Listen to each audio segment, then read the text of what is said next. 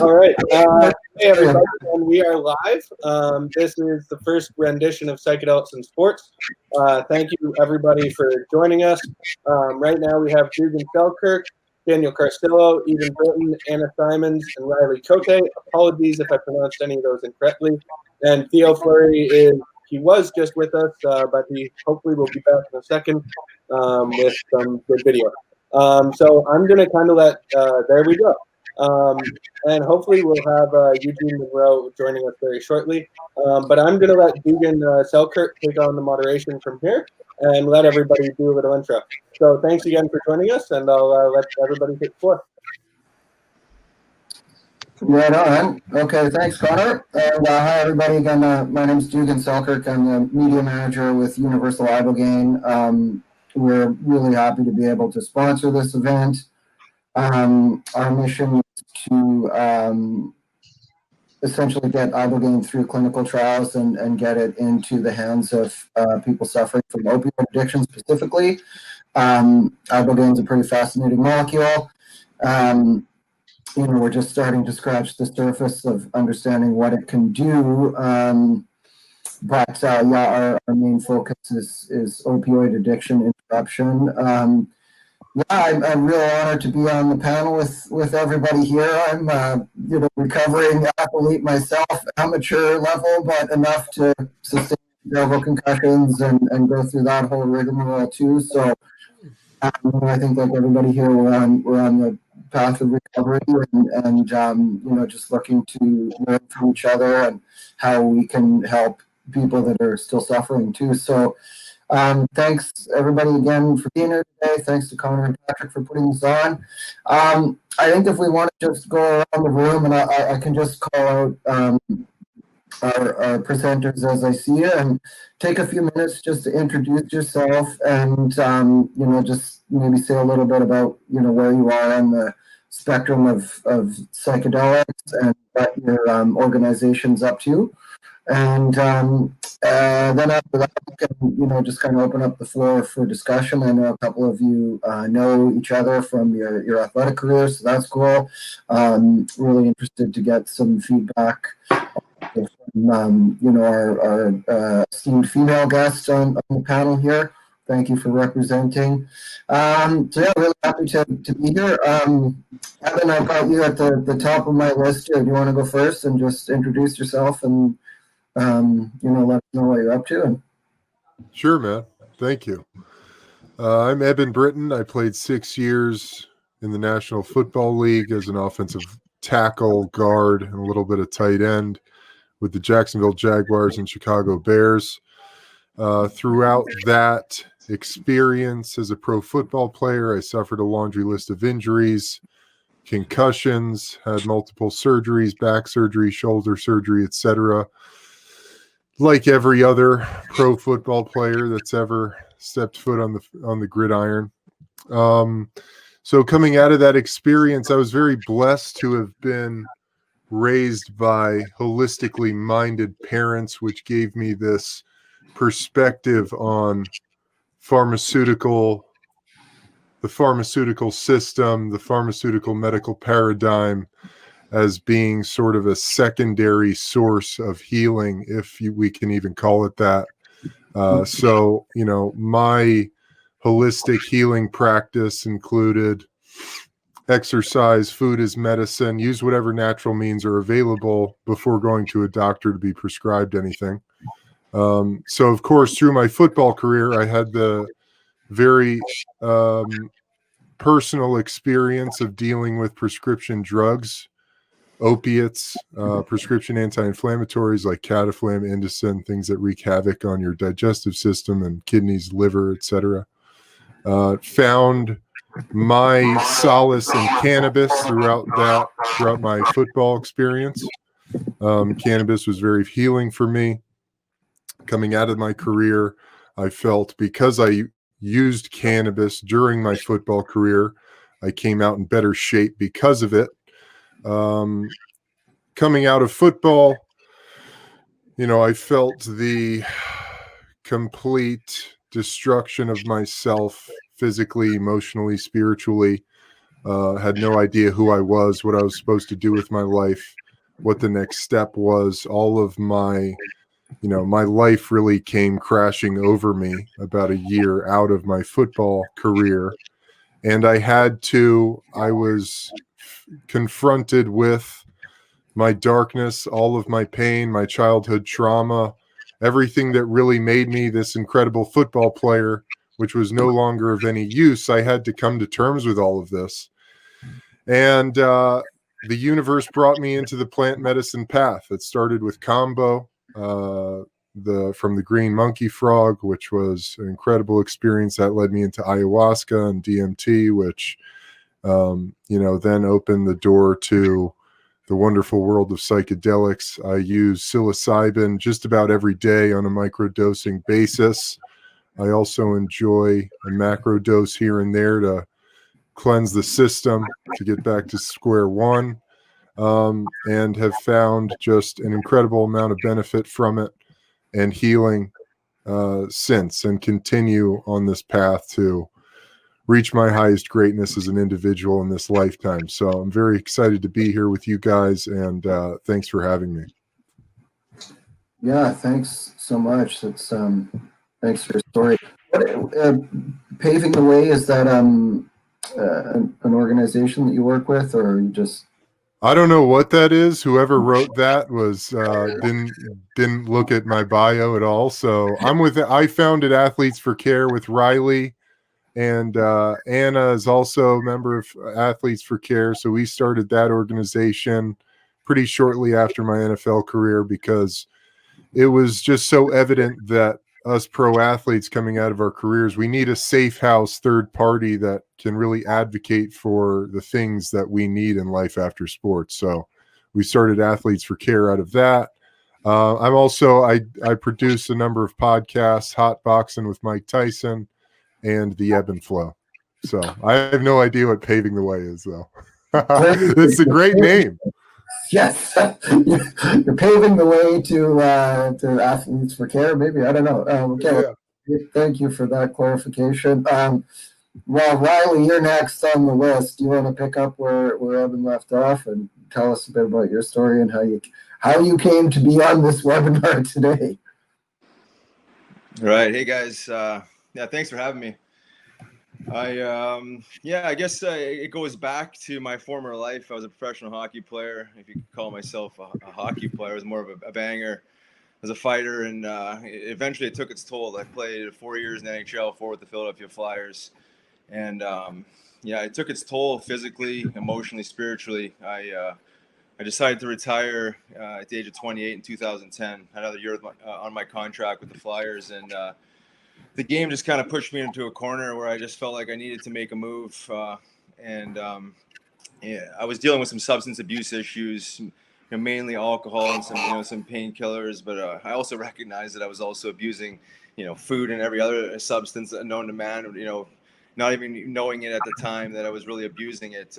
So I really recognized that I had this problem I had to deal with. So going into the offseason of my last year, it was 2010. We lost to Chicago Blackhawks in the finals, and another year on my contract. We exit meetings with the general manager and kind of laid out where my heart was at. And it was interesting. Well, 2 weeks later, I go back home to Winnipeg, and I get a phone call from the general manager offering me a coaching job. He knew where my heart was at, and basically kind of stay in the game, but be on the other side of the fence. And in that moment, I recognized I had an opportunity to just stay in the game, but also to address my personal issues that I need to address, and step outside the party, if you will. And I had a relationship with cannabis and psilocybin mushrooms previous to my retirement. However, there was no true intention behind the use. I didn't understand the science. I didn't understand, the real realm of plant medicine that it is misused. I would throw that in the bucket of substance abuse. And then, in that moment, having that relationship with these, say plant medicines, which I didn't know at the time were necessarily that, I had, I guess, the courage to say avoid a traditional substance abuse program and lean on these plant medicines, as well as other healing modalities, looking inwards, and nutritional healing, some other things that I attacked pretty aggressively. But psilocybin mushrooms were a major tool. I started to understand the different minor cannabinoids like CBD, and understanding that they had neuroprotectant properties. So having been punched in the face for a living, it only made sense that I would dive head first into this world of neuroprotectants and understanding digestion and prebiotics and the gut and its association with the brain, and just became extremely passionate about the brain. So I started a couple of foundations early in 2011 around hemp mainly, and then as I started speaking publicly about hemp and hemp as an industrial resource as well as a medicine, I started running into different athletes, Eben and a couple of other co-founders of Athletes for Care, and recognized that not only had we been misled when it comes to the way we manage the daily grind, and the daily grind of recovery and sports recovery and the whole bit, that we had a real powerful platform as athletes to talk about the darkness, so we can help our fellow brethren out as we move forward, and the younger generations out. So it wasn't just about helping fellow athletes. It was using the platform of being an athlete to destigmatize and normalize these say quasi taboo medicines. And so Athletes for Care was formed 5 years ago, and it was mainly around cannabis at the time. It became all things wellness. Obviously psychedelics fit right there in the mix,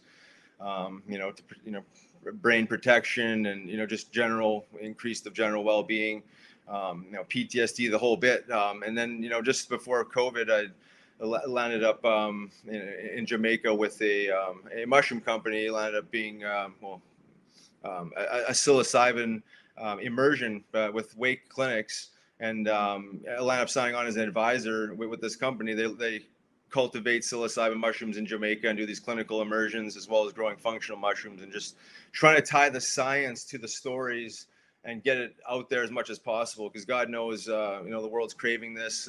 We have a mental health crisis on our hands. Pre-COVID there was one. Now more than ever do we need some tools to help people kind of regain their spirit and regain their their connection to the world and themselves. So happy to be a part of this, and appreciate all you guys hopping on. It's really it lands up being a lot about what we did in the cannabis space, is just sharing stories and connecting the stories to the science that's available. So happy to be on this panel here today, guys, and I appreciate you all.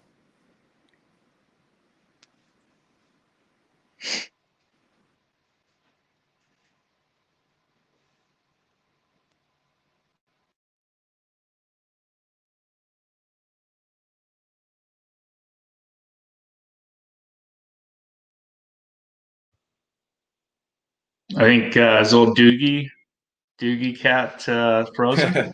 It looks like it. Right? I thought it was me there for a second. I'm like, Theo or Anna, you get frozen. We can continue. Frozen. We can continue going, I think, unless it's not. We could pass on the ball. Who wants to grab it? Anna, do you want to go? So yeah, feel free, Anna, to take it from here. Sure. Okay. Hi, I'm Anna Simons, and I'm a rugby player in the USA Rugby Women's Premier League. I've been playing rugby for about 20 years and have played in Australia and a little bit in Canada, as well as the US mainly. I've also dabbled in amateur MMA because I just love the contact sports, apparently. I also am a cannabis science educator, and like Riley, I had a relationship with cannabis and with psilocybin mushrooms that was, since my cannabis since my early teens, psilocybin since my early 20s, and didn't really know necessarily that I was using these things therapeutically. I didn't really connect the dots or use mindfully, but have since in more recent years learned a lot and really started to use these medicines consciously. And for me, in the psychedelic realm, that includes not only psilocybin, but also LSD and toad, which is 5-MeO-DMT. Like others, I've experienced head injuries, not just from contact sports, but also from car accidents, unfortunately, that left me with post-concussive syndrome. So using cannabinoids and psychedelics to help heal my brain, in my experience, has been really important. Also connecting to the other aspects of wellness. When I met Riley and Eben and connected on our first Athletes for Care panel, I was just blown away by these warriors talking about their spirituality. And I think that's an aspect that we can't ignore as part of our human health. All of these aspects are woven together: how we feel physically, how we feel emotionally, how we feel spiritually. They're not separate things like we like to treat them sometimes. So for me, plant medicine, and I include food as part of that, really is about, medicine includes food. It's a dimension that is that encompasses all of our wellness. And yeah, so I'm excited to be on this panel and kind of share those experiences with other people who have put themselves through the ringer physically and had surgeries and broken bones and been prescribed everything under the sun in order to keep performing. And just dig into all of it. Am I back? You're back. Hey! Take it from here, Diggin. Great. Okay. Thanks, Anna. I think I was frozen when I was saying I was excited to hear your story, so I caught the beginning and the tail end, but we'll get to hear more. Jen, do you have? Are you kid free for the moment? Do you want to go, or should we let you? Nope, they just came down. But it's it's all good. As long as just give me the heads up, and I could pass it off if they're making too much noise. Okay. All right, cool. Yeah, Daniel Carcillo, played 12 years in the NHL, and was forced into retirement at an early age, at the age of 30, and retired due to post-concussion syndrome. I've watched my friend. I'm trying here, but this probably isn't going to work. Theo, if you want to take it, I'm going to go find another spot in the house to try to hide from these little kiddos. Over the boards. Okay. Yeah. Hi, everybody. I'm Theo Fleury, and I come to you from a trauma background. I have a very extensive trauma history in my life, starting with my parents who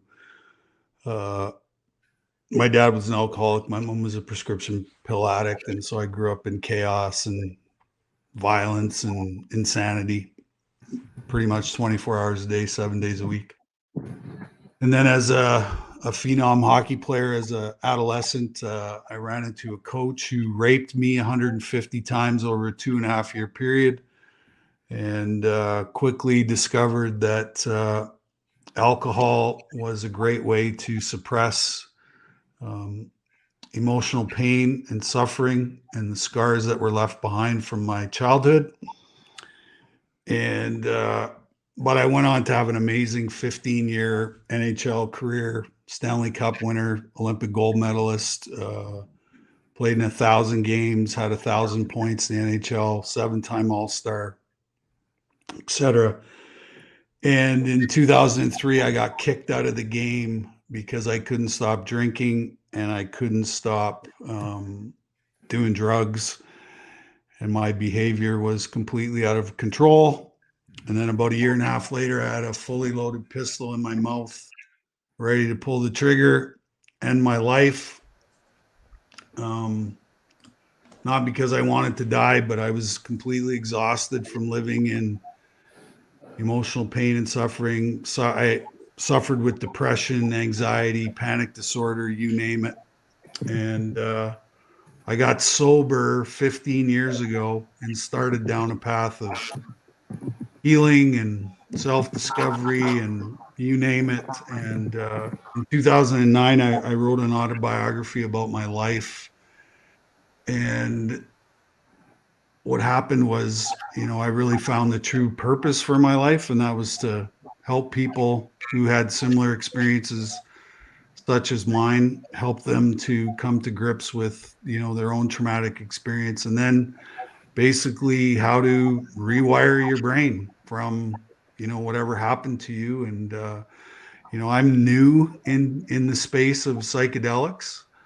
And, obviously I've been around cannabis my whole entire life. And, but I think I'm here today more to learn and to, advocate all these amazing stories that I've heard so far. And, like I said, my goal is to speed up the process of healing for everybody, and if that includes psychedelics or, whatever it is, I'm all in. This is, I've dedicated the rest of my existence to, help finding a path for, people who, who've experienced extreme trauma in their life. And, COVID-19 is the most traumatic thing that's happened on the planet since World War II. So I'm getting myself ready for when this is finished, because I know that the after effects of COVID, we've had more opioid deaths and suicide deaths than we've had COVID deaths. So you can, you just know that the epidemic of trauma, mental health, and addiction is right in our face. And, there's going to be tons and tons of people out there that are going to need our help and need our support moving forward. And, if psychedelics, well, the most interesting thing in my whole entire journey is I hang out with one of the most powerful medicine men in the world, who comes from an Aboriginal community 2 hours from where I live. And I've spent many hours in his sweat lodge learning about medicine and learning how Mother Earth has absolutely every single thing that we need to heal is out there, and it's not a synthetic based or form that big pharma has taught us. And like I said, it's been amazing to be around this man who has so much wisdom and knowledge and compassion and empathy, and it's amazing. So thank you for allowing me to be here and to sit on this panel today. Yeah, thank you so much, Theo. It's yeah, we really appreciate your story, man. Every time I hear you speak, it's a miracle you're still here with us, and it's amazing that you can share the miracle of your own recovery from just unspeakable trauma, and just be a beacon of hope for everyone on the spectrum of suffering, right? Yeah, well, Eugene, are you online? You want to go next? Yeah. Can you guys hear me? Yep. Sorry, I had some difficulty at the start of this, but good evening, everyone. I'm Eugene Monroe.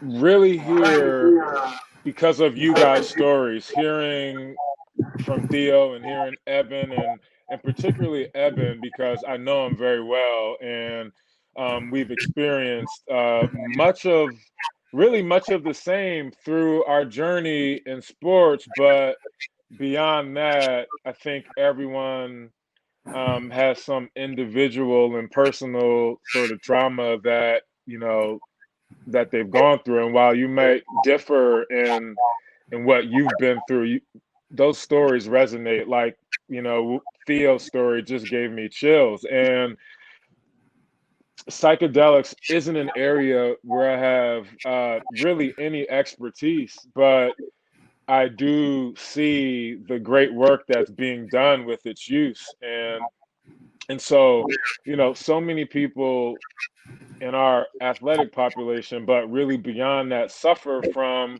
the conditions that this, really seems to, help turn people's lives around with. And really not even hearing stories from people that have had extremely traumatic situations, but also people that are just trying to normalize their lives and get back on track. I've seen and just heard that various psychedelic medicines, which are a lot more holistic than the pills that I had been accustomed to through my journey, is really been something eye opening for me. So, much like Theo, I sit here really at the start of this journey. How psychedelics is playing a role in people's lives, and what we can do to demystify it, to spread awareness about their use and their safety, and ultimately, make it a thing that's, one, more normalized in our society, and two, also accessible to more people.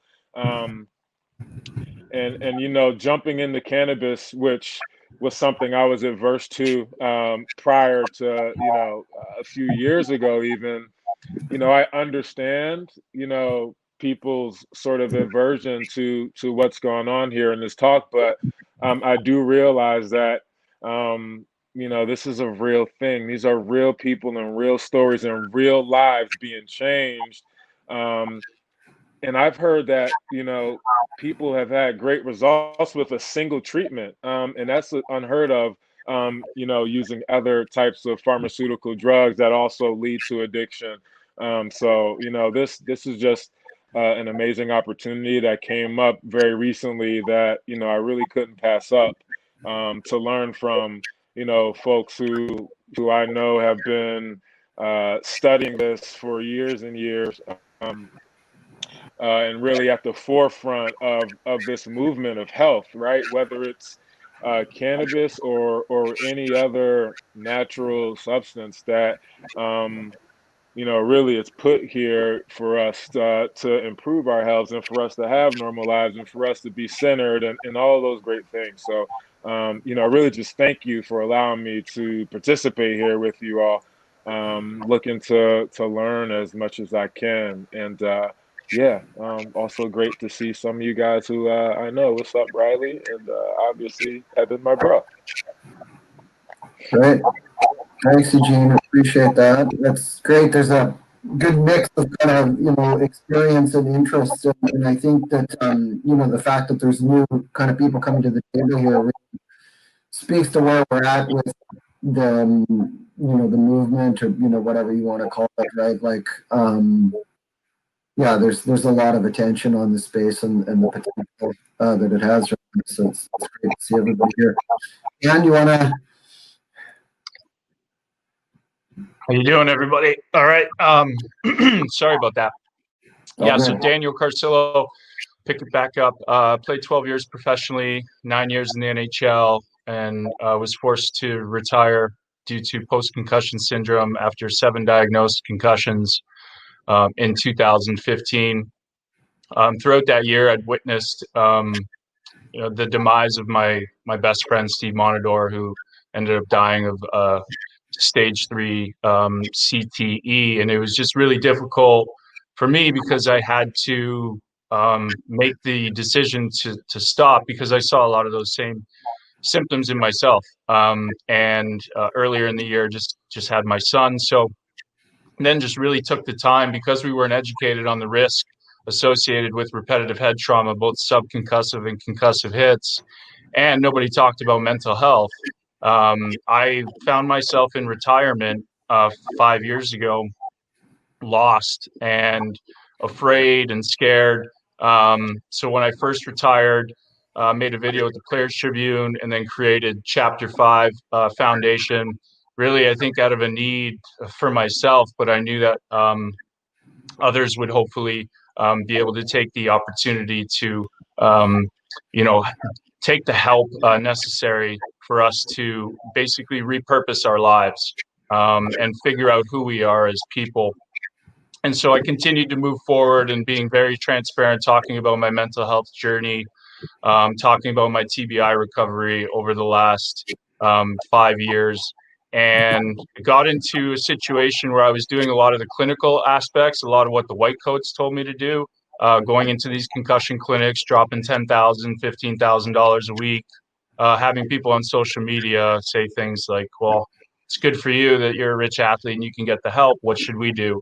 And so, 4.5 years into that, following my progress through QEEGs and blood work, about 13 months ago, I ended up taking a QEEG and really fell into a really bad depression. So throughout the last 4.5 years, I was suffering from light sensitivity, slurred speech, headaches, head pressure, insomnia, concentration issues, impulse issues, anxiety, depression, and then that ultimately morphed into suicidal ideation.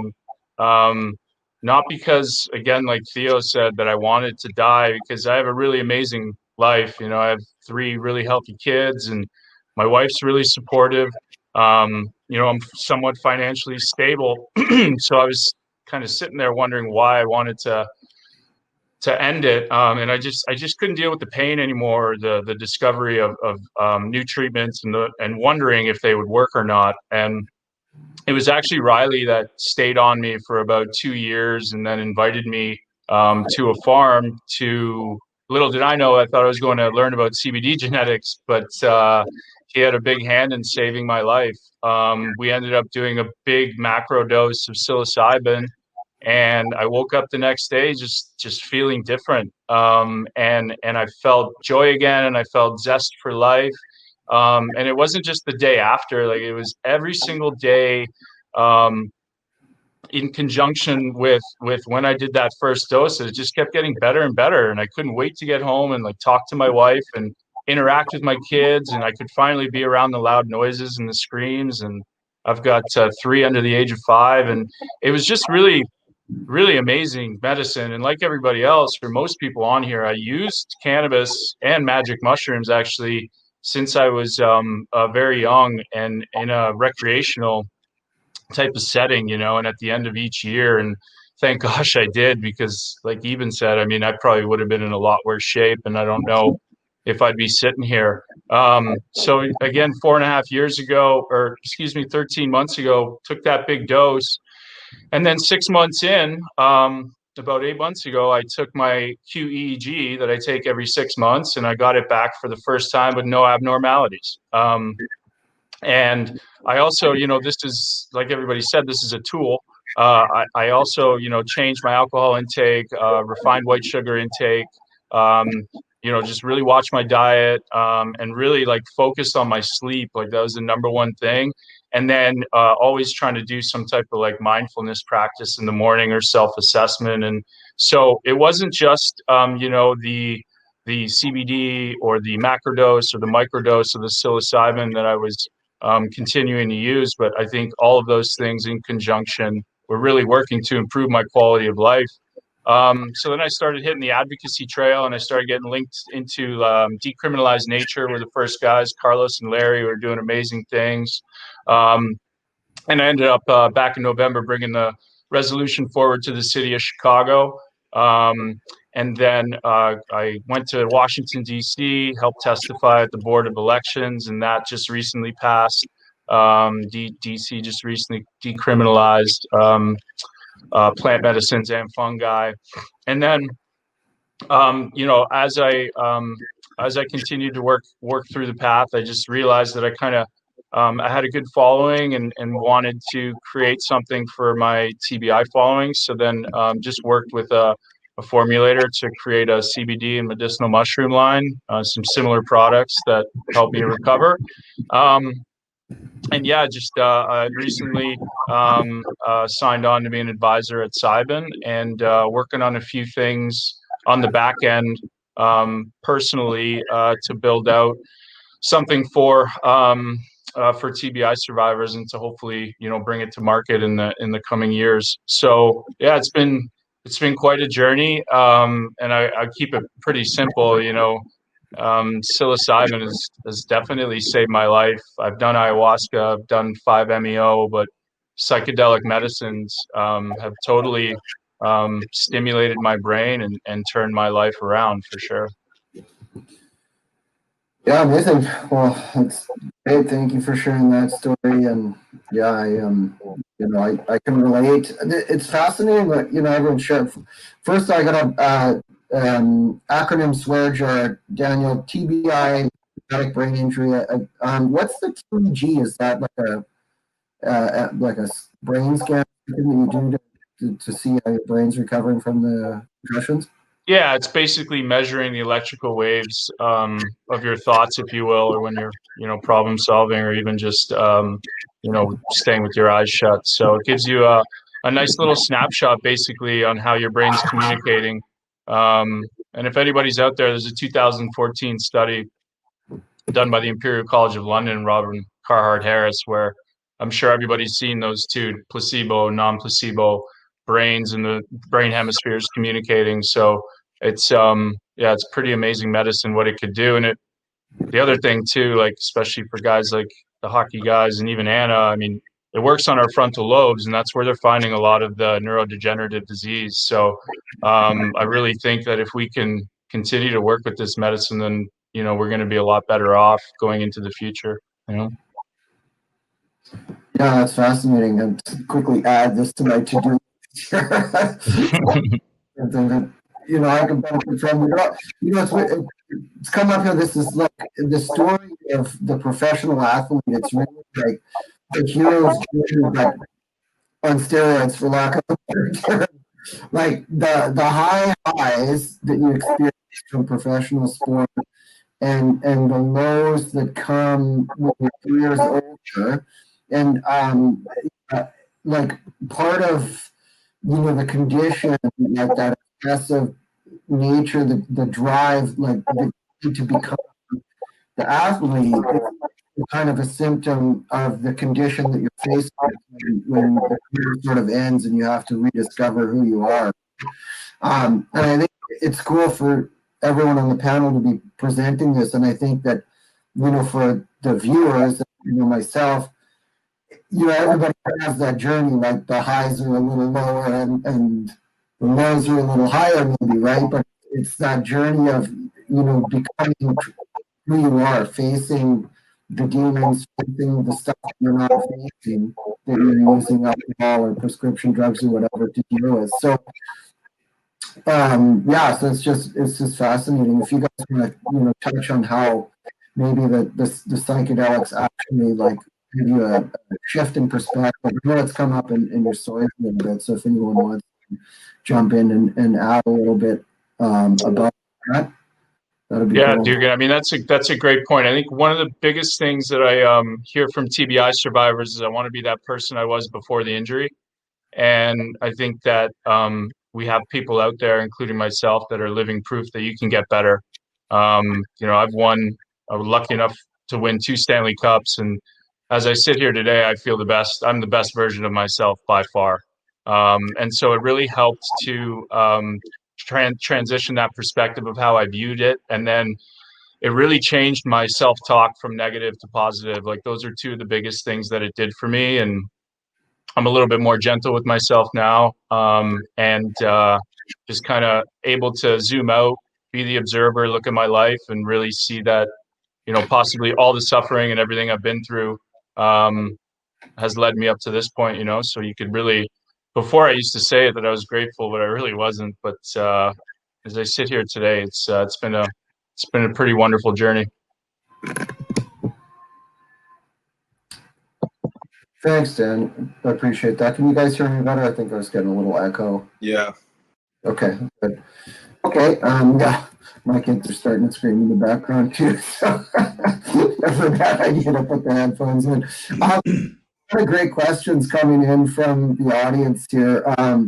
So I'll just jump in and we'll open a conversation about it. Anybody, feel free to contribute. And there's lots here. We have some time. So first question, So when first starting out with psychedelics, is microdosing enough, or is a bigger dose suggested? Brad Long, I'm a former hockey player who's dealing with concussion side effects. Welcome to the club, brother. It sounds like a big topic here. So microdose or macrodose? To the floor. I'll jump in, guys. I mean, I don't think there's a right or wrong answer, honestly. I think they both serve two separate purposes. I don't think you can, transcend with microdosing. I don't think you can go in those deep, dark places with microdosing. So I think they serve their purpose as more of a daily essential, a tool to, be more present, focus, clarity, to do the dirty work, if you will, to get in the nitty gritty. I think you got to go deep. And you got to go into a macro, and then there's obviously different dimensions of macro. So I highly suggest not going, into a hero's dose, 5 grams right off the bat. You might want to tailor that back the first. But certainly two different avenues. You can play it safe with the macro, but you're really not. You're really going in the direction of accomplishing the same thing as you would in a macro. So two separate things, both highly effective in their own right. I think it just all depends on what you're trying to accomplish. Agreed. I would also say that if you're interested in a macro dosing session, do it with a facilitator, a shaman, someone who can guide you through that process, because you're going to unearth shit that is going to be really difficult to process, and you're going to want a support with you while you're going through that. Something interesting about, I think why psychedelics are such a powerful tool is, we spend our lives living through this prism of beliefs and understanding. And so what psychedelics do is they start to peel back those layers, and then you start to shed these skins, these lenses that you're looking through the world with. And so as you do that, it can be pretty terrifying, because you're starting to lose grasp on the things that you used to connect yourself to the world and connect yourself to yourself with. So microdosing is great. I mean, think about microdosing is really like when you're doing a true microdose, that's really like a brain supplement. That's like taking vitamins for your brain. It's going to improve your connectivity. It's going to improve your thought process. It's going to improve your empathy, etc. Your cognitive function is just going to improve. Think of it as Adderall without the negative side effects. But when you're talking about a true macro dose, where you're really diving deep into yourself, into the crevices of, who you are and what makes you function the way you do, you're starting to break down the scaffolding that's holding you up. So it's important to have a support system around you while you're going through that. Yeah, I mean, I agree with both what Riley and Eben said. I guess a little disclaimer, I'm just speaking from my experience and not, telling anybody to go and do this. So it's for me, a big dose was really great, because I mean, I was in the darkest place I'd ever been in my life, and I needed something else. And although it was extremely difficult and scary, that is what I believe like really helped jolt or kickstart my brain again. And I don't think you can get that from a micro. And but what you can get from prolonged exposure to that medicine is rebuilding all of the myelin sheath or axons that have been damaged in my head, and that was damaged since I was 4. We started hitting at 4 years old in hockey. So it's going to take a long time, and what's exciting is, like, I feel like this 13, 14 months in, what am I going to feel like when I'm 2 or 3 years in, so yeah. And to Eben's point, like, just be super responsible, setting dose, like, have an intention, know why you're using it, setting, make sure you're with somebody who has guided people and is experienced with the medicine. And to Riley's point, dosing is really important. You don't necessarily want to start off with 5 Gs of purple mystics, that's for sure. So But that person who's guiding you should be able to, talk with you and in weeks in advance, preparing you. And then one of the other crucial things is integration, working with that person to integrate the lessons that you see in your trip into your everyday life, or else what's the point? So like, for example, when I know that I need to go in for a big ceremony, it's like just when things are getting overwhelming, or when I'm seeing my old habits creep back in, which is isolation, oversleeping or undersleeping, or the impulse control issues, So, that's when I could recognize that, hey, I need to go back and work with this medicine again and get right.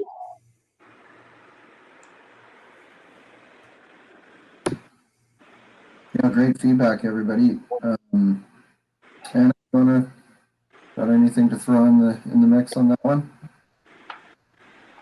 Yeah, I agree with what everyone said. I mean, the microdosing is kind of like a great lube to keep things running smoothly and helping, your day-to-day functioning. But to actually have transformative healing, a macrodose is going to give you that access to that, level of experience. And again, like Dan said, in my experience, I think microdosing is a little bit trendy. It's even the name hosted by Microdose. Thanks, guys. And it's a great resource. It's absolutely a great resource. But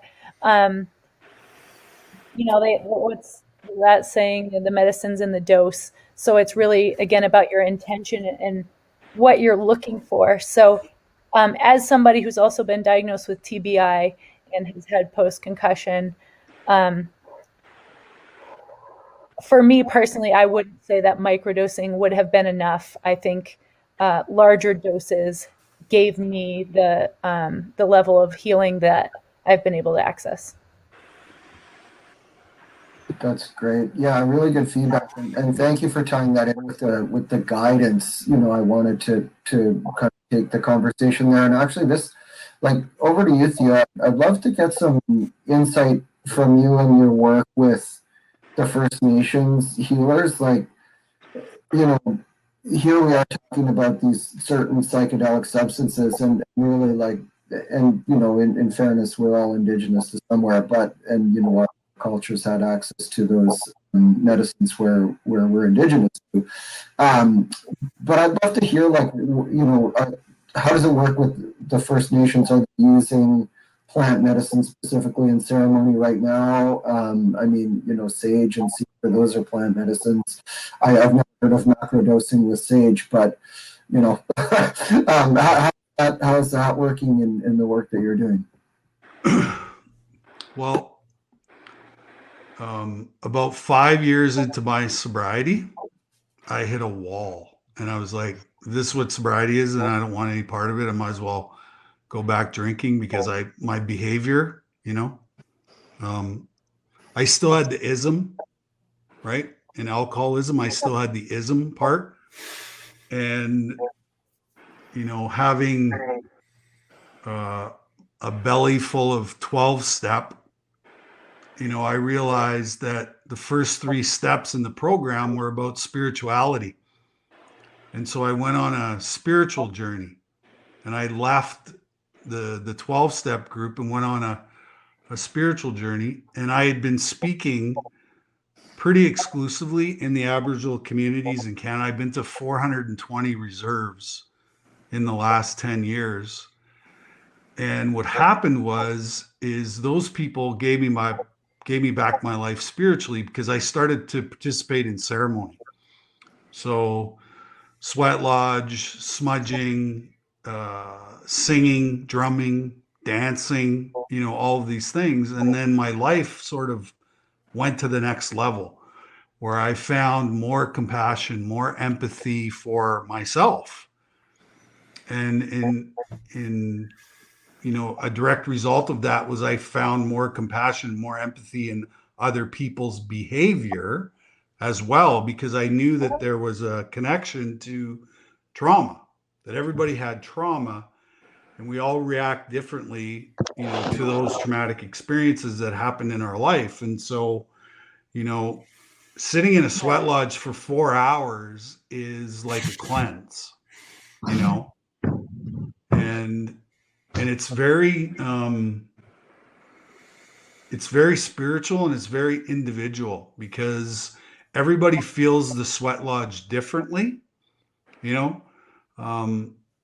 My wife, who's not Aboriginal, is actually Belarusian. She absolutely loves the experience of the sweat lodge.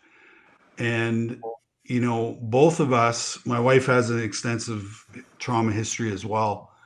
And it's just been an amazing tool with the other 100 tools that I have in my toolbox now that aren't destructive tools. They're actually tools that, keep me relatively sane. I always tell people I'm still fucking crazy, but it's just way more, it's way more manageable.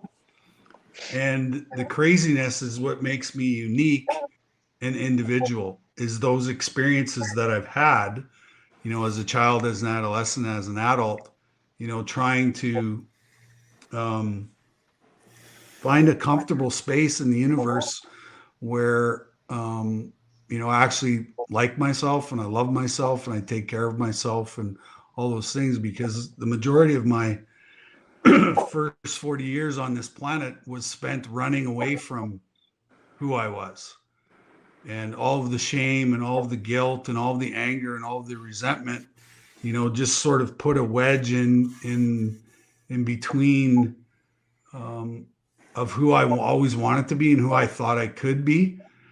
And so that spiritual part, and I'm sure doing a macro dose of mushrooms will get you to that place of being completely naked, and then being able to build on what you see in that experience, right? But for me, the greatest healing I get is seeing myself through the eyes of somebody else who's at the beginning of their own healing journey, and then helping them through that process, is the reason why I get out of bed every day, is because if you're feeling shitty about yourself, go help somebody else, because at the end of that experience, you're not even thinking about, what the hell you were going through in the first place. So, I'm a big believer in peer-to-peer counseling and creating relationship in the healing process, where, I always go into every situation going, I want to learn more from the person I'm working with than I can actually teach them. And to me, that's come to fruition at every opportunity I get to heal, especially like I've been working in the prison system for the last 5 years with sort of the baddest dudes on the planet. And they have taught me the two greatest lessons in life. And the first one was compassion for everybody, without judgment. And then secondly, they taught me about forgiveness, which was the greatest lesson that I needed to learn, was forgiveness. And,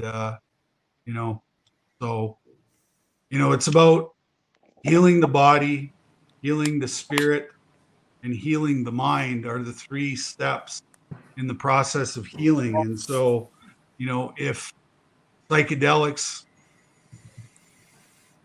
can help me in my journey, then absolutely, I'm all in. Awesome. That brings this segues nicely into, there's a few questions coming in from the audience about so we kind of covered, macro dose for that big awakening moment, and then what, right? So there's a couple of things that you touched on too that I think are important to take into our lives too, like that set and setting, like you said, Dan, but the intention and the ceremony, right? The music, the song, the drums, those type of intentionalities that you put into practice. So if we take from there and then kind of go into like what does day-to-day life look like? It sounds like a couple of you guys use microdosing regularly, but maybe just can you touch on like morning routine, supplements that you take, how psychedelics interact with that, if you have other spiritual practices or ceremonies that you use, how it is that all integrate is another thing I think that's really important topic. Like you can have this mind-blowing experience, but then how do you go back into the world with that and be the new person, like be that person that you saw inside through the darkness, and kind of set your sights on this is the version of me that has to come out of there. How do you do that on a day-to-day basis? I'll jump in there. I mean, what I've learned from, deep dives with psychedelics is the importance of self-love. It's the connection, reconnection. So, Daniel mentioned integration. I think that's the work. I mean, the psychedelic will show you what you need to see, but it's not going to do the work for you. So you gotta take this back and practices. It's the art of life. It's practice, right? So.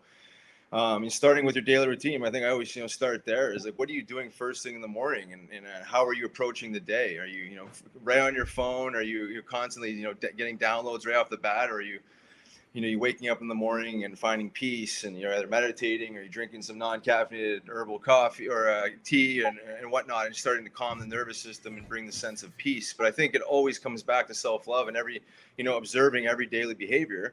And, in a perfect world, you're optimizing that daily behavior to be a positive one. Starting from thoughts, what are you thinking about? Are you thinking about the past, the emotionalizing past experiences, or are you living in the present, future, and, creating, in a creative headspace and whatnot? And then just evolving that thinking to the food you're eating. And, if this food is intelligence, it's information, much like the psychedelics are. In their own right, and then going on from there. But I mean, these are ancient fundamentals. These aren't new. These aren't new strategies of survival, right? I mean, these things have been around and useful for humans since the start of time. It's just getting back to basics. I mean, the fundamentals of breathing and meditating, and what I mean, and mindful movement, and relationships, and this element of love. I think these all. We've severed our relationship with spirit, and here we find ourselves going back to Mother Nature for its answers when they've been around us this whole time. So I think it's just reconnecting to the simple daily fundamentals that we should be practicing already, that we've almost forgotten. If you look around the Western world, most people have zero relationship with their diet. If you believe that food is medicine and medicine is food, it was stated thousands of years ago. We've kind of hit the bullseye on the wrong target, with pharma and GMO foods, and now with big tech and social media, we're just getting swallowed up in pollution every which way. So I think it's just sitting back and then start with small changes in your daily behaviors and find creative solutions to fill your time up with, journaling, reading, and surrounding yourself with positive people, and like Theo says, is like helping people heal. I mean, it's giving back. It's being a support system for people. I mean, that's all. It's emotionally stimulating, it's spiritually stimulating, and we got to feed all those pieces. But I think it's just getting back to basics. We've complicated simple fundamentals of living, and then here we are in this absolute craziness now. The pandemic is exposing it all. How disconnected we really are with ourselves, with our health, with our immune system. Living in fear. So it's just simplifying life, honestly, and just the simple small wins, and and just approach it that way. That's the best advice I could give. And like, do you use any natural medicines or plant supplements like that in your day to day, or I do, and I failed to mention that. Yeah, so in the morning would be part of my my mindfulness after meditation and drinking my non-caffeinated teas. It would be to take a microdose, and I go through different little cycles of microdosing. I go on and off. I go couple weeks on, a couple weeks off, 2 days on, 2 days off, and I'll kind of experiment with different dosing and different combinations of days. But but mushrooms, whether you're talking about functional mushrooms or psilocybin mushrooms, are naturally prebiotic, so they're great for the GI health, your guts, and then again that whole gut and brain connection. And I find when I microdose, I find like I'm able to extend my fast longer. I generally intermittent fast most days throughout the week, and when I'm microdosing, I don't feel the need to eat anything. I just kind of ride the energy of the mushroom, hydrate, with some minerals and vitamins along the way. But if I break the fast, it's with some fruit early. But I think the energy of the mushroom is more than enough. As I don't even want to say a stimulant, more than enough as a calm, sustainable energy to really maximize performance throughout the day. Wow, brilliant. Huge. Love it.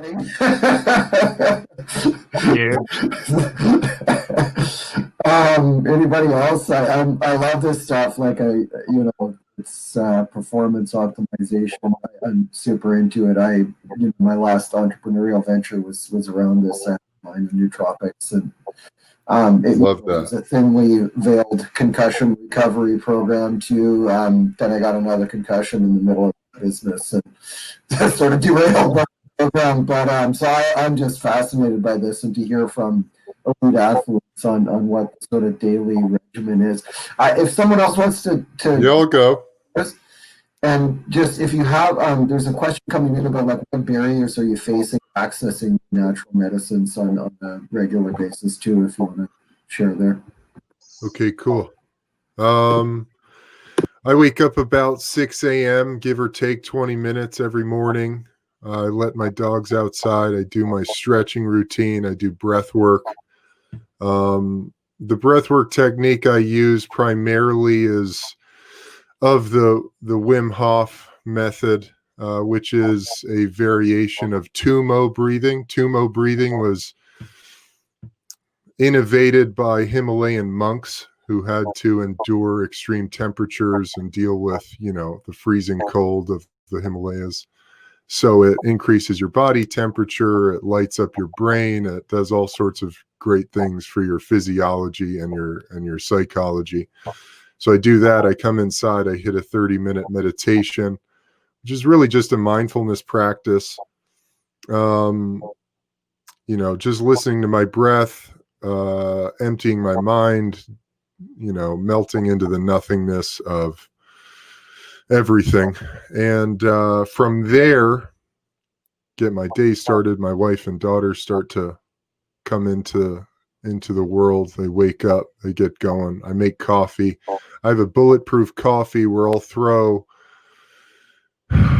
usually 3-4 days a week. I'll throw a cap and a stem of psilocybin into that bulletproof coffee, and that's pretty fantastic. I do intermittent fasting just about every day until 2 or 3 o'clock in the afternoon.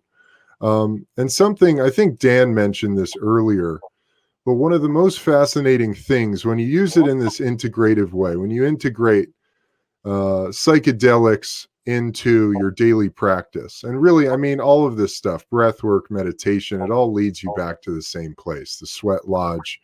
It's all, these are like the hammer and chisel of the architecture of your spiritual well-being. And so when you use this stuff and you live this way and you make your life about your practice, and I'm not saying everybody has to be a fucking medicine man or a shaman to live a decent life, but your life is really a gift. And, to Theo's point, to all of these guys, everything these guys are saying, something I've realized throughout the last few years of really diving into myself and doing this work, this inner work, is that I've spent so much of my life, and I think so many of us, we spend so much of our life denying ourselves and judging ourselves and living in this state of denial and judgment.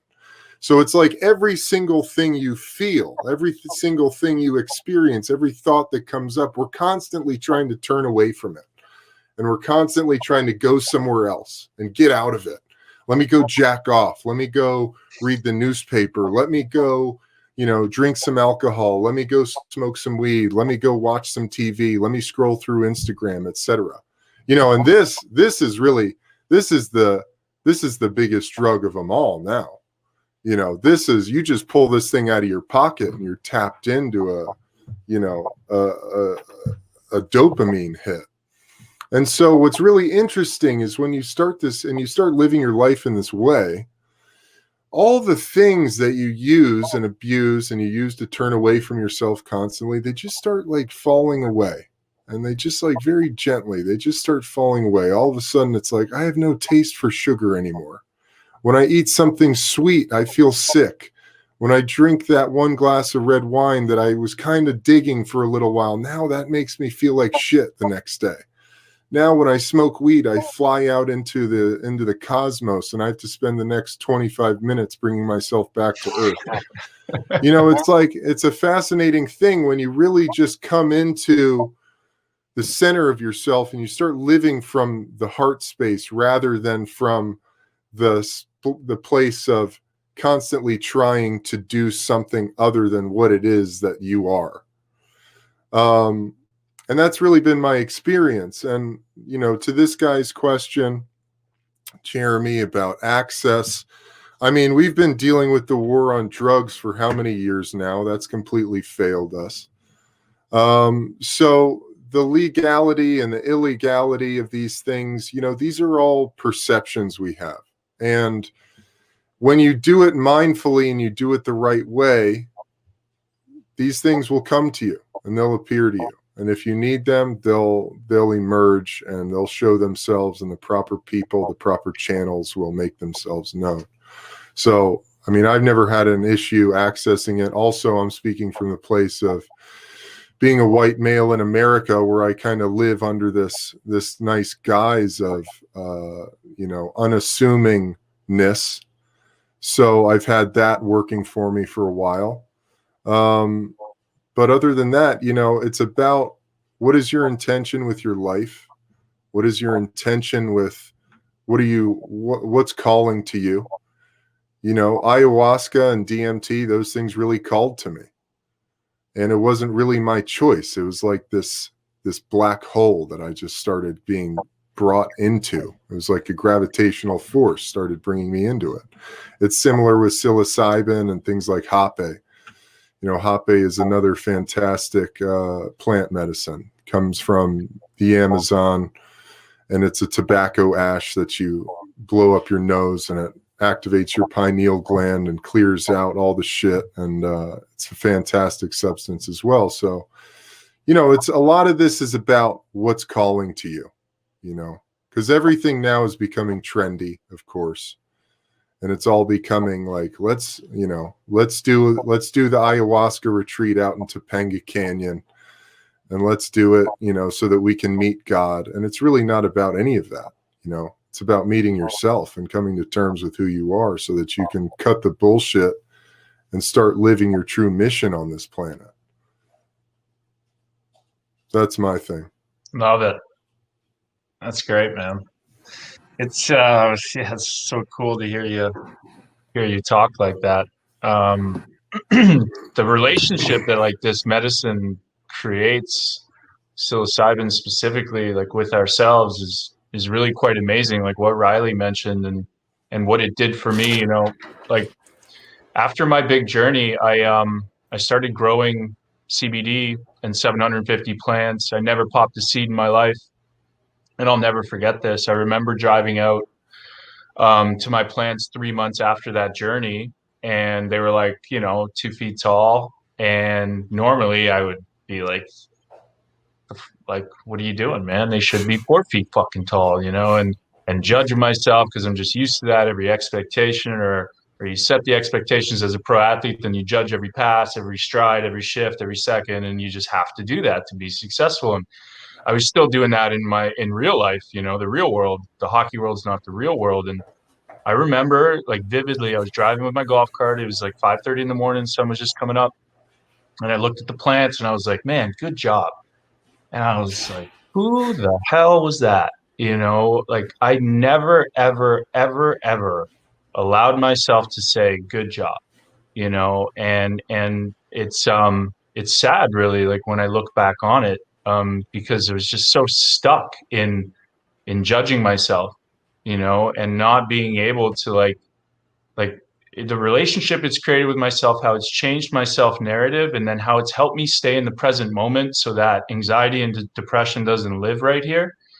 It's been quite remarkable, you know, it really has. So and to the point of like the medicine calling you, like it definitely did, you know. And thank God I had a friend like Riley who's there, who like worked on me for like 2 years. You know, I was still coaching kids and stuff, and I thought the stigma was too strong to do both. And then once I was out, I was like, okay, what is there to lose, you know? And there wasn't. There was just everything to gain, you know. So it's quite remarkable. So yeah, I just wanted to interject. Well, let me just jump in. So, I discovered four of the biggest triggers people have because of their experience is abandonment. I'm not good enough. I'm not lovable. And do I even exist in the world? Those are the four main sort of characteristics that come across when I work with people.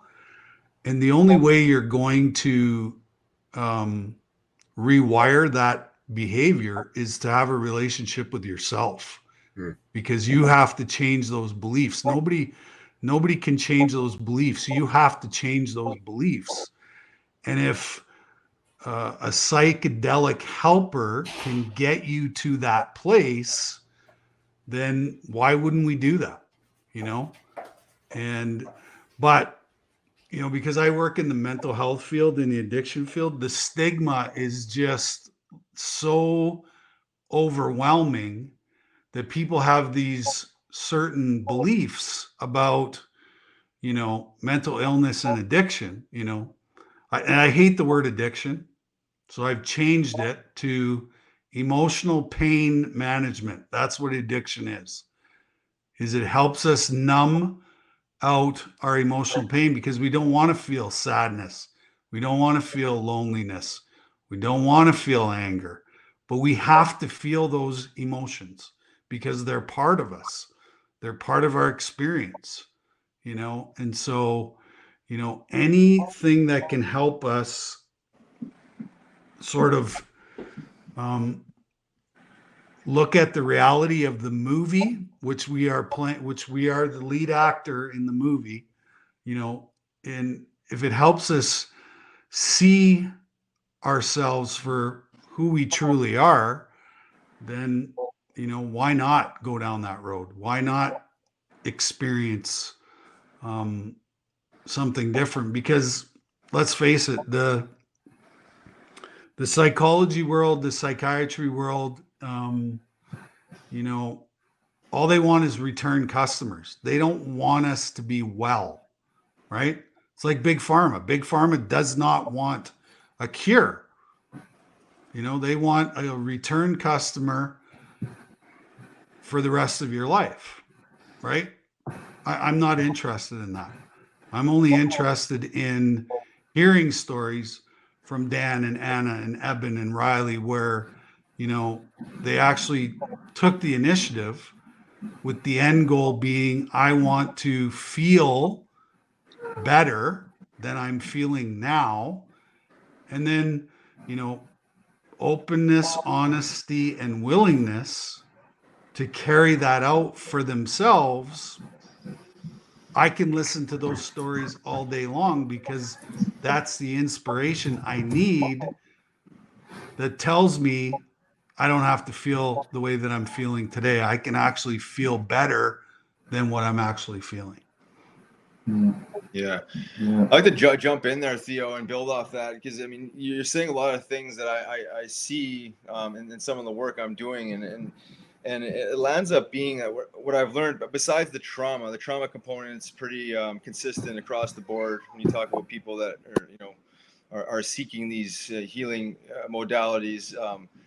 But it's it's this identity crisis, right? I mean, I think, ego is become so large, and the spirit is diminished. And I think what you see, after these deep dives, whether you're talking about psilocybin or ayahuasca or any other psychedelic on a macro level, is this ego dissolution, where you're able to observe yourself, from a third party, and observe yourself as pure spirit. I mean, because we've said, you're working in the Aboriginal community. I mean, you see it on a daily basis that spirit has been severed, and that's just across the board. It's not just Aboriginals. It's everyone. It's the white man. It's the black man. It's spirit has been severed. So the idea is this reconnection to the self, and finding that identity, that true divine identity, and purpose. You mentioned it earlier, purpose. It's like, if you don't have that, I mean, you don't have a whole lot. So you got trauma, no purpose, and your identity is really this egocentric version of yourself, and not your true divine self. So I think that's where psychedelics are super powerful, is it just like, in a 4 or 5 hour time span, you can inject so much spirit, so much, information and intelligence, that it's an awakening in a sense. In that 4 or 5 hours, you're like, wow, shit, I'm disrespecting myself this long, no self-love, and maybe you're seeing yourself from a different perspective now, where now we can have that self-love that we're talking about, and and find that purpose. But it's all about identity. You see it in the sports world, you see it with veterans, a lot of similarities between the veterans and athletes. I mean, you guys know, I mean, in that bubble of sport is nothing but ego. It's nothing but ego, right? I mean, you got some spirit. Your spirit is mainly how you play the game, and your effort and your character on the ice. But outside of that, it's like, well, who are you? How are you improving the lives of others, and the environment, and everything else? So I think that's what the psychedelics really truly have the ability to do, is inject that spirit, find purpose, help people, find that real true identity, and reconnect to themselves, which is essentially self-love. So I just want to throw that in there because you teed it up perfectly, where I think that's like the missing piece when we talk about pharma, and we hit the bullseye on the wrong target in all these industries, right? I mean, you've capitalized off ignorance, and you've dumbed down people where they don't understand. We're so confused, and I think more people banging the drum with spirit, we can wake people up. And more people we wake up, I mean, the more the more change we make, and the healthier we become, the more conscious and more aware we become. So I think that's just a big piece of it, because it's not just so medical and what is it doing to the brain? It's like, what is it doing to the spirit? How is it juicing up the spirit? Because that's what we lack, in my opinion, anyways. I mean, but I just want to throw my 2 cents in there. I would agree, Riley, so strongly with what you said about spirit being severed. And we see that in our disconnection from nature on a very physical basis as well. How much time are we actually spending in the dirt, out physically in nature, with plant chemicals coming into our noses and touching the microbes of the earth. I think if you want to look at microdosing and daily supplementation, getting clean soil into your body is healthy. Eating organic produce, you don't need to wash it. You're getting healthy microbes. And eating is a form of connecting with plant intelligence.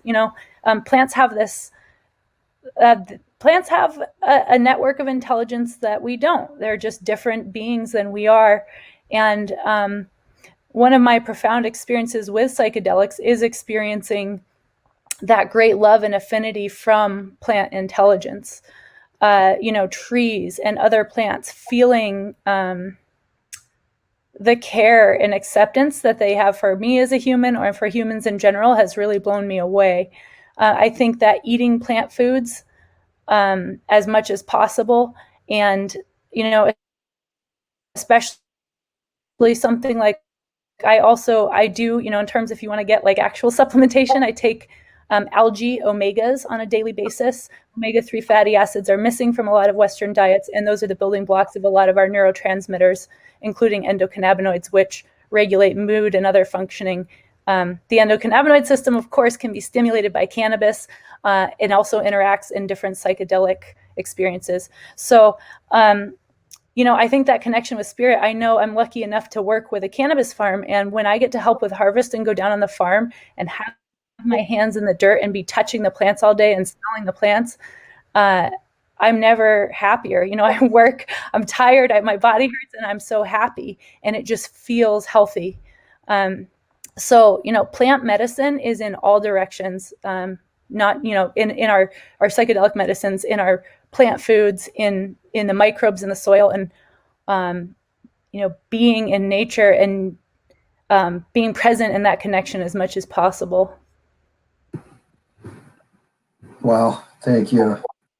This has been fantastic. I'm so happy that we've had this conversation, and I love you touching on the algaes there. I'm waiting for spirulina to be recognized as a psychedelic substance. I haven't achieved a high enough dose to really prove the theory yet, but I'm working on it every day. So here's the question. Like, this is fantastic that we've been able to establish this like framework of forward thinking, but questions coming in from the audience. So we got to take it back to the arena, back to the big leagues. Like, what is the appetite among your peers that are still in the game? Like, what is the attitude towards, you know, the opioids and pharmaceuticals? Like, stigma was the word that stuck out for me. Like, what's the attitude and feeling among those, you know, maybe they're still stuck in the ego or what, but what's the attitude towards the pharmaceutical path versus the natural path? And do you find that that's a shift happening? Like, is that on the radar anywhere, or is it still stuck in like paychecks and bills and that's it? Well, you got to do a lot of education when guys ask about natural products, and when they're handed synthetics, there's not many questions. There's more and more guys reaching out, and I would say like just being really curious as to how this can help, and how it could take the place of some other anti-inflammatories that are damaging. So that's really encouraging. And you know, there's athletes that I've come across that are looking for that reset, are looking for that spiritual aspect, are looking to, you know, take their game or their life to the next level. And if there's, you know, we always kind of hear it in the hockey world. The only reason that the guys are in the AHL is because it's between the ears. You know, they just can't, for some reason, put it together. But I would implore like anybody working in the minors, and I guess just speak to the hockey guys like this. The microdosing or the bigger doses can be an edge for you. And talking as a TBI advocate, take CBD. You know, it's the only patented neuroprotectant on earth. And I learned this from Riley. It's patented by the US government as a neuroprotectant. So take it. You know, I'm glad that I've been smoking cannabis since 16, because like even I came out pretty bad, but I came out, you know, better than I think I would have if I wasn't using those, you know, cannabis recreationally. Yeah, I think there's a pretty nice movement in sports with especially the microdosing. I think they've recognized. I mean, athletes are always looking for an edge, right? And you have a substance that you can't test for. It's essentially an anabolic steroid for your brain that can increase, you know, productivity and focus and clarity, be more present. So it's amazing for any person, 9 to 5, or any athlete. So naturally, anybody looking for an edge would seek out, you know, a supplement like that. And so it's certainly attractive for high level performers, no question. Then you got again the macro, which serves its purpose, depending on what the athlete is trying to accomplish. Because you know, I ran into several athletes looking for several different types of outcomes, right? I mean, some are dealing with addiction, some are dealing with, you know, performance and anxiety, some are dealing with concussions and whatnot. So, I mean, it's like, you know, I think, you know, the interesting thing about psychedelics is, you know, it's always about intention. So whatever you're trying to accomplish, you can generally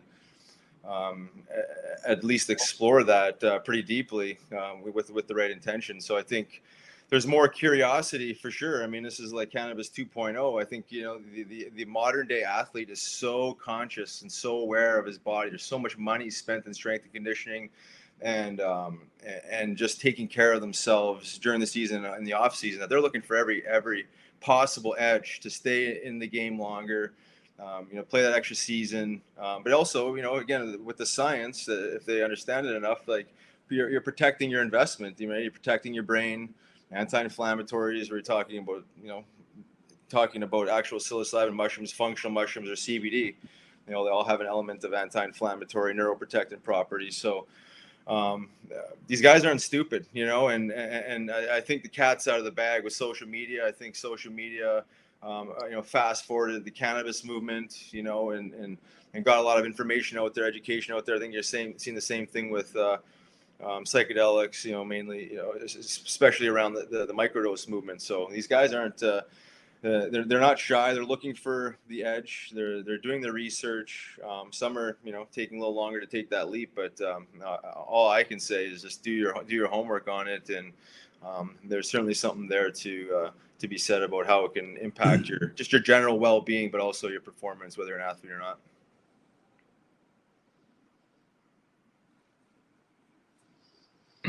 Well, I know back in the day, we started out, on Sudafed. That was Right. a big thing, and then the whole health and food, or the GNC people came in the market, and we were doing like Rip Fuel, and Agent Orange and all this crazy stuff, and so after a game, you'd be so wired because you're on all these friggin' things that you had to go and drink just to come down. You know what I mean? And then you get caught in that cycle of, before the game, you go out for warm up, I feel like shit. So what do? You dive into whatever's there, because, when the game's tied 2-2 and there's 5 minutes left in the third period, the coach ain't looking at the fourth line guy. He's looking at the guy that they're paying $6 or $7 million a year to go out there and score the goal. Well, if you don't have any legs, it's not going to happen, right? So you can't play an 82 game schedule and feel absolutely perfect every night. And so, you gravitate towards what everybody else is doing, right? So, the side effects from taking all that stuff for as long as I took it, I can't even imagine, So if you have something that you can take that's plant-based, that has zero side effects, yeah, I probably would have taken it. Yeah. Riding the roller coaster, right, Theo? Just crazy ride, man. Up and down and up and down. And yeah, it's it really pigeonholes you into a bad place, especially when trainers are walking up and down the aisle just dulling certain things out, and you're just not asking questions because it's not your job. Your job is to Perform. take it and perform, and of course those synthetic drugs, like, they hit you, right? I think that's the difference too. Like, some people have taken this medicine, they're like, well, I don't feel anything. Well, how long did you take it? Well, one day. It's not a traditional pharmaceutical. Like, this takes work, and it's discipline, and it's difficult to look at yourself in a big ceremony and ask what's wrong, and then in a big ceremony, you have, one of the big things, I don't know if it's been mentioned with this medicine, is that things will come up that that you've buried deep, deep, deep down inside, that you've locked away. And that's what this medicine shows you. And you have to, be with somebody. Thank gosh, like in my personal experience, I know we've talked a lot about what could happen, but like for me, when I took that big ceremony, I was really lost, like, in life, and I had no idea what to do. I just basically cut off the hockey world. And so like during my ceremony, my first 90 minutes, Riley can attest, it was extremely difficult. I was dry heaving, purging, and I want to talk about this because I don't think too many people actually talk about what actually happens and then how I relate it back to my life. And I remember, our guide there, he would put his hand on my shoulder to just kind of, are you okay? And just kind of ground me.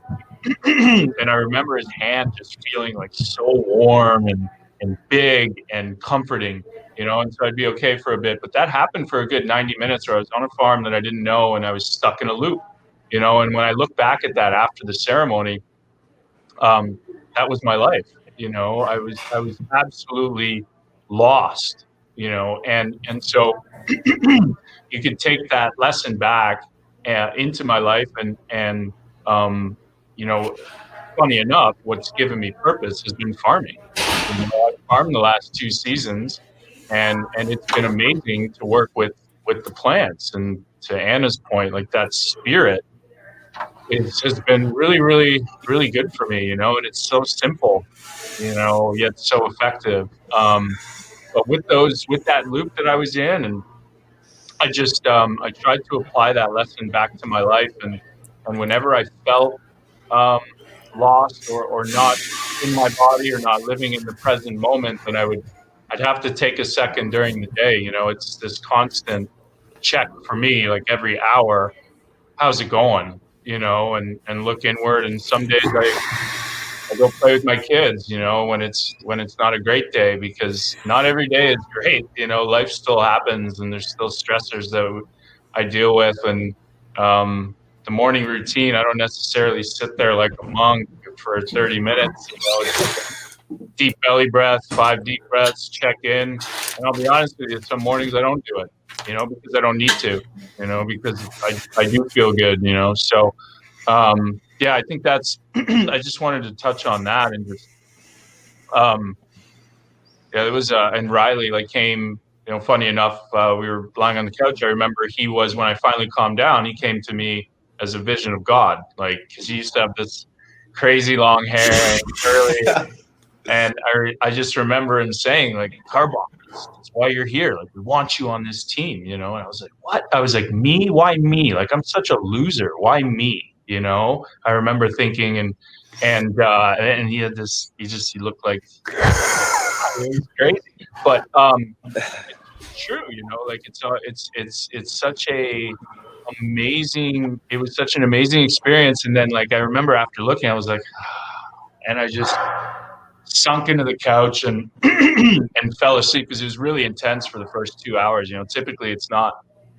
Typically it lasts a lot longer than that, but for me it was purge. And I mean, ever since then, like I said, this has been by far the best 13 months of my life. And I've won 2 Stanley Cups, so take that for what it's worth. Yeah, it was wild. I just got to build up that story, since I was front row center there.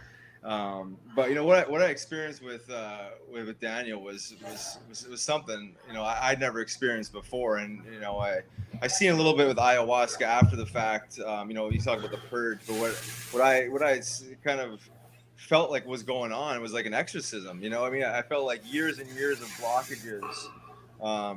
Years and years of blockages and trauma, whatever, all packaged up in one, was trying to get itself out. He was trying to get rid of it. And all I could see is man, this guy's got to get rid of it. And he said, our buddy had his hand on him at one point. I had my hand on Daniel's forehead at one point, because you could just tell he was really, really, confused. But again, it was controlled. It was peaceful. He just had to work out the demons. But the next morning, he said, the next morning, how good he felt. You should have seen the way he looked. It was the spirit. Seriously, the spirit in his eyes was it was like he'd been reignited. I play with Daniel, and he had that spirit. I told him several times in the previous 2 years, we need you. The world needs you. Alive. To do this work. Because I know he's got the spirit. He's got that warrior spirit in him, and used appropriately. But that's what it seemed like to me. It was he got out years and years of baggage, come to grips with who he was, and then woke up the next morning and says, I know what I need to do on this planet here now. And then they started moving forward. action in his life. But it was magical. I mean, I know you went through some hell there, but you know, to see that and to experience it with you, and you know, just to know how powerful this is. Again, like, you know, you've done a ton of work after the fact. It wasn't, you know, that kind of slapped you in the face a little bit, or a lot. A lot. But the work was after the fact. You know what I mean? You found purpose. You got your green thumb, and then, you know, all these other things that you're doing. But it was worthwhile. And for anybody that wants to know how many grams we ate, we landed up going deep on that one. It was 5 grams deep, with some lemon juice to break down the mushrooms and jumpstart the digestion. So, but it was all intentional. It was very well done, and it served its purpose, no question. But I think that day you definitely recognized that you were one with God there, Daniel. It was pretty powerful. Yeah, it was energy, man. It was The energy. it was crazy. It's you feel like a kid again, you know, and you wake up the next day and you're like, you know, wow, I can think about my life differently, or I can like give myself pause and pat myself on the back. And yeah, it was truly transformational. But yeah, it's extremely difficult, you know. And so, like, anybody listening to this, just, you know, I would say, like, it has to be done. The number one thing is it has to be done in a responsible manner with people that have done it before and that have worked with the medicine and people that can help you through it, you know. But that was years, for sure, years of trauma coming out and in a dry purge, for sure. Wow, doozy. Yeah, this is a fascinating kind of segue here to some other questions that are coming in about. So, you know, Riley mentioned there has been some questions about using, you know, microdosing and dosing as performance enhancement for sports. So, okay, yeah, that could work. And so, and another question about, you know, the horizon of psychedelic medicine as a standard of care in sports. So, how would this transform? And another question about, you know, transforming sport, like, you know, if we transform into something like the conscious warriors, like, how does that transform sport? Like, you know, other than like moving the puck with your mind, like, what does sport look like in a world where people are more enlightened? Like, this is a big one. Maybe we can take a second to think about this, right? Like, what does sport look like in a world where, you know, we're all one with spirit and you know, like, it's fun, right? So that could stay, but what is competition, and like, what does that look like in a more conscious world? Hockey. I would love to talk. Yeah. Hockey will be in one if all the guys start doing mushrooms. all the old school, game. all the old school guys will be even more pissed off about how soft it'll get, but it'll get a hell of a lot more creative. You know, definitely, I think, you know, faster, more creative, highlight skill, and then, God forbid, maybe more respect amongst opponents. You know, maybe you'll take a pause before you drive someone through the boards from behind, or take somebody's head off when you know they're not looking. You know, from those standpoints, it makes you think, you know, and it makes you think about the damage that you could do not only to yourself but to other people. And I'm just speaking about hockey specifically, you know, and that community. But in my opinion, if there's one sport that could use it, it can definitely be them, because they're just a lot of people running the sport at the top are just really closed off, really closed-minded. Coaches are traumatized from early trauma. They're continuing to pass on the other trauma, and so I think it's really dangerous. And I think, again, it just goes back to what everybody's been talking about, especially Riley. Like, just create that relationship with yourself, and you'll be able to have pause. And but I think it could do a lot of good. I really do think it could do a lot of good for a game like hockey, for sure. Anna, it sounded like you had some ideas. Sorry, Anna. No, that was great, Dan. Yeah. So for me, I just wanted to relate that to my experience with martial arts, which, again, as sort of a side hobby from my main sport, I also did pretty intensively for a couple of years. Um, and fighting is very brutal. Have a lot of friends that do that professionally, and has all of its own issues. But I also experienced martial arts truly with the art part of it there, where it is moving meditation. And there's a lot of beauty to be found and a lot of intimacy with another person when you choose to test yourselves against one another. There can be incredible respect and love between opponents for allowing one another the opportunity to engage in that competition, where you have a set of rules that you're both honoring. You're going clean, but it's why you see sometimes fighters, after they're done fighting, they don't know each other, but they embrace because they've just connected on a very intimate level. And I think you can find that throughout various sports. But like Dan was pointing out, all of our sports, especially because they're commercialized, have levels of abuse in them that harm people and that traumatize people. So, getting past some of those structures, but retaining that beautiful essence of why we love sports and why we're attracted to them as kids, and why the essence of playing, being creative, and the joy that can be found. That's the question. How do we keep those things? And how do we discard and remove the harms that are occurring?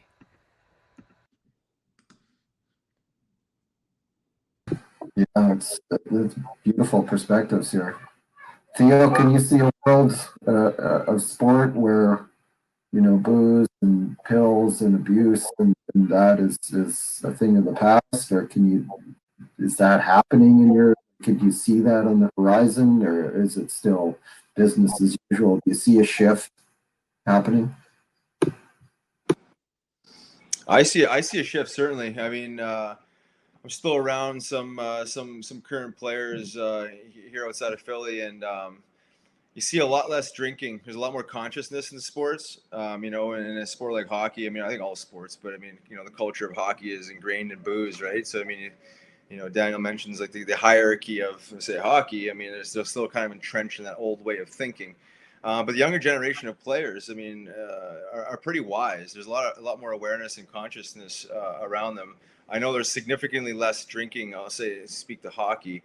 Probably significantly less, sleeping pills and that prescription, type of tub that goes around the bus or the plane. And guys are, supplementing on their own. They're buying CBD or, again, some of these guys are microdosing psilocybin and finding these more all natural type of supplements, and they don't give a shit about this NSF certification, which is just basically a corporate type of certification that these products are able to get into the locker room. So they're realizing that even those are shitty, and they're going outside and just being mindful of the stuff they're putting in their body. But there's a shift in consciousness. I've been on the game only 10 years, and I was like Theo was saying, like I cranked so many Sudafeds I can't even believe I'm still alive, honestly. And the booze and the speed and whatever else I was taking, I mean, it's hard to believe my heart didn't pop. There's a lot more, mindful tools now. Again, it's like, who'd have thought of taking CBD before a game? Again, we go in a hockey game, you got to be crazy, you got to be tense. You know what I mean? It's like a creative sport. We should be going in there with, just a little more relaxed. I'm sure the high end guys probably did that to some degree. I never experienced that with my role and the way I played the game, but I know playing hockey now, whether I'm, rip dry flower before I'm playing some hockey or a microdose, I'm getting into the flow of the game so much better. I'm able to think the game. You know what I mean? So there's like these mindful tools these guys are tapping into. But to answer your question, it's definitely changing. But I hope I'm alive when I see the trainer or the strength and conditioning coach walk down the aisle on the plane and he's handing out CBD or cannabis-based products, or even before psilocybin tabs. Fast dissolving. That would be a dream, but unfortunately, the Mother Nature is a public enemy number one. It's pharma and corporate sponsorship. So booze and pharma always sponsor sport. And unfortunately, that's always what's going to be pushed through the system. Guys are always going to have to be wiser than that and find it on their own, because that's just the way it is. It's just that's who's paying the bills, and But the consciousness is certainly there. Guys are way more aware than they've ever been. It's actually amazing. So it's nice to see that, fast forward and like to see where it goes in the next 5-10 years. Yeah, I think it's a really interesting question. And it's something really interesting to consider. From the NFL perspective, NFL is all alcoholics and sex addicts. I was watching this Family Feud the other night. Family Feud on fucking NBC or whatever it is, hosted by Steve Harvey. And it's the NFL Hall of Famers versus the current NFL Pro Bowlers. And literally the first question is, what is the first thing a stripper takes off? I'm like, they're not even trying to hide this shit. No. And so it blew my mind. And what was the answer? Oh my God. It was just like, it was beyond, it was just like, Jesus Christ, who came up with this? Yeah, right. So my point with that is, like, I don't know, in my spiritual journey, I grew up in a family deeply entrenched in mental illness, in alcoholism. I grew up going to 12-step meetings, which was such a blessing. And then coming out of into my NFL career, I found myself going into fucking AA and Al-Anon meetings to get the grounding underneath me. And, so in this spiritual process, you kind of come full circle, and it's like, okay, it is what it is. You can't really judge it. We can't really expect a whole lot from it. But when you start to introduce something like psychedelics, or you start to introduce spiritual practices into these guys' lives, which something very interesting, I've talked to current players who have started microdosing. They're like, Eb, it's my favorite thing. I do it every Saturday in the pregame, and I could just get myself into this zone, and I feel really good. But I think something that Dan said, and Riley and everybody, what everybody is saying, it'll create a more mindful sport. Sport is so pure on its own. It's such a pure access point for the flow state, for getting out of your head and into the flow of energy that is you and is the universe. So, we really fuck it up when we get tired and we get worn out, and there's all these expectations on us of how we have to, produce and what we've got to do, and the expectations of performance, etc. So we start taking all these things. I took so much Adderall, like these guys said, I'm surprised I'm not dead. It's a miracle I'm still alive. And so I think when you start talking about introducing something like psychedelics into combat sports, whether it's hockey, football, rugby, MMA, etc., you're just talking about, now you're increasing the mindfulness and the awareness level of the athlete, so that now it's like, am I here to kill the guy? Because that was my intention when I came here. I was here to fucking kill somebody. That's how I got to the NFL. But maybe I can change that and come back to this pure essence of it. This is an art form. This is a physical art form. This is something that I can really become a master of and enjoy it, and not create more pain and chaos than there needs to be. Well said. Sports are hard enough. Yeah. We don't need to go out and kill each other. The craziest thing in hockey, it's like you literally beat the wheels off each other, and you're traded to the team the next day, and you guys shake hands, and nobody talks about it. And then we're all in the union, and then we get suspended, and there's like somebody representing me, and it's really confusing, and I think it comes back to what Dugan said, like just more respect. And if the medicine creates the relationship with yourself, you have more respect for yourself, then you can have more respect for others, Yeah. But again, it always goes back to the self. And I just hopefully soon, man. It'll be hopefully in our lifetime, right, Riles? Yeah, right. you got me thinking when you said that. It's like, I'm thinking, well, Eben works with Mike Tyson, and I'm thinking, Tyson's a big proponent of 5-MeO DMT, and I'm thinking, like, would Tyson have been Tyson if he's smoking 5-MeO DMT back in the day? Well, we're gonna 16, find 17 out. years old. We're gonna find out.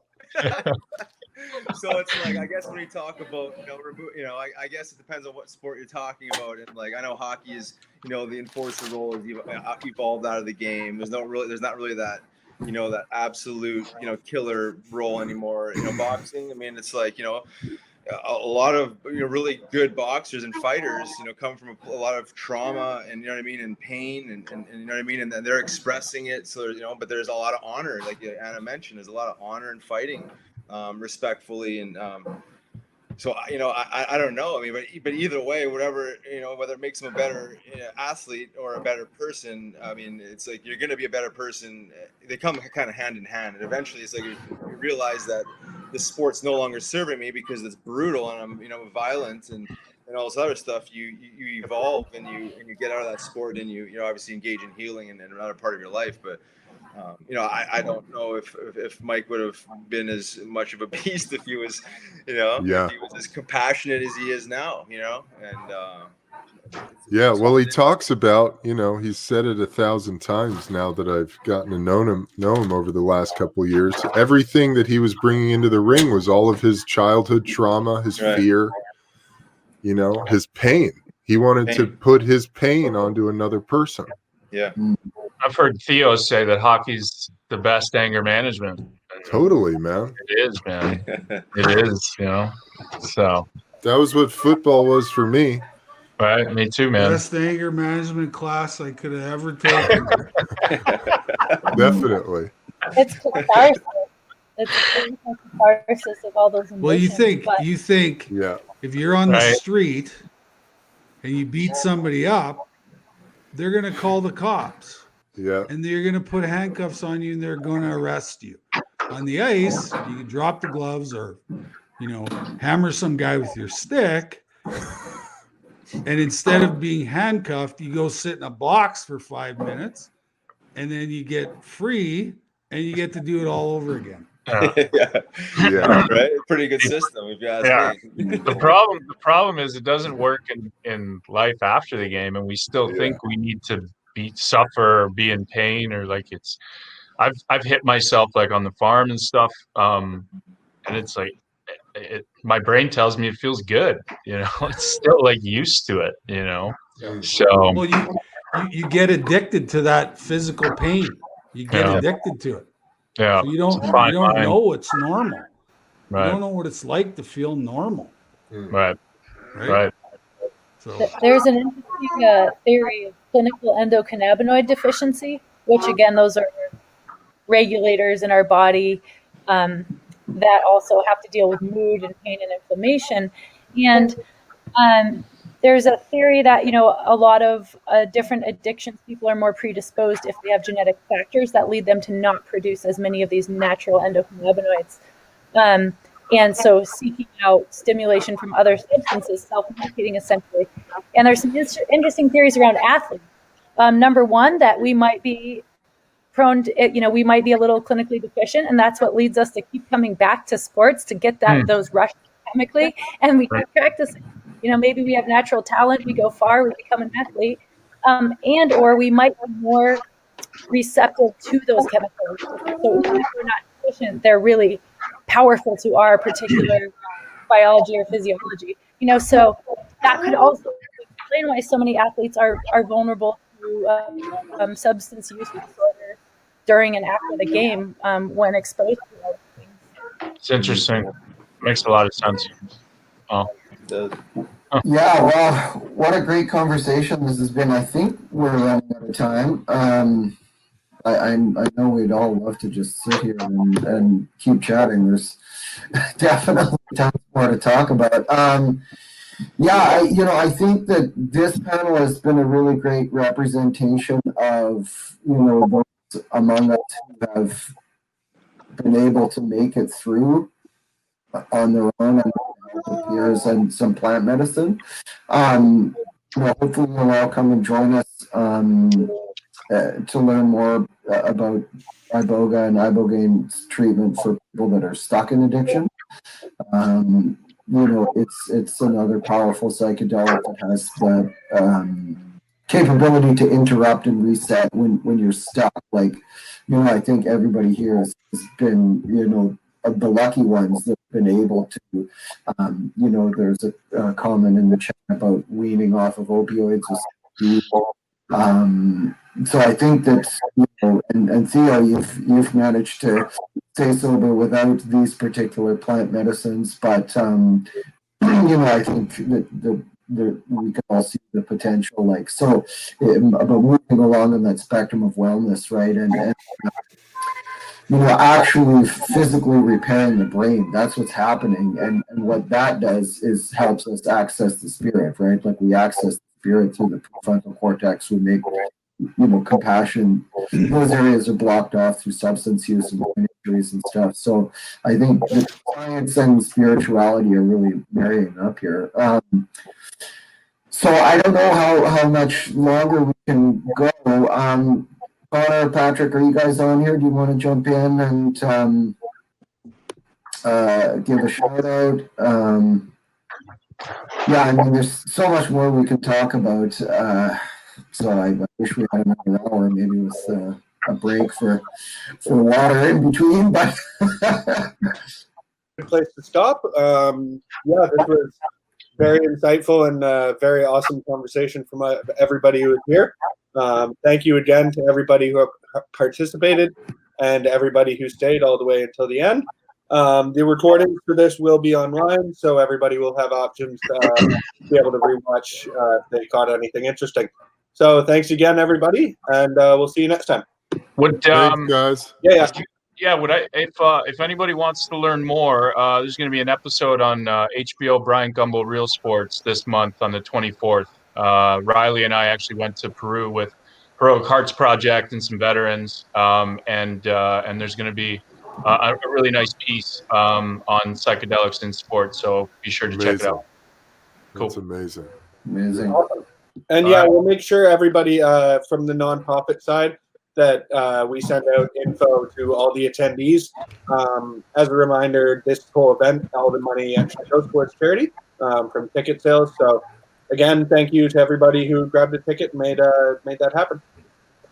Cool. Big thanks to Microdose. Thank you guys. All right, guys. Thanks to the Microdose platform for putting this on. See you guys. Awesome.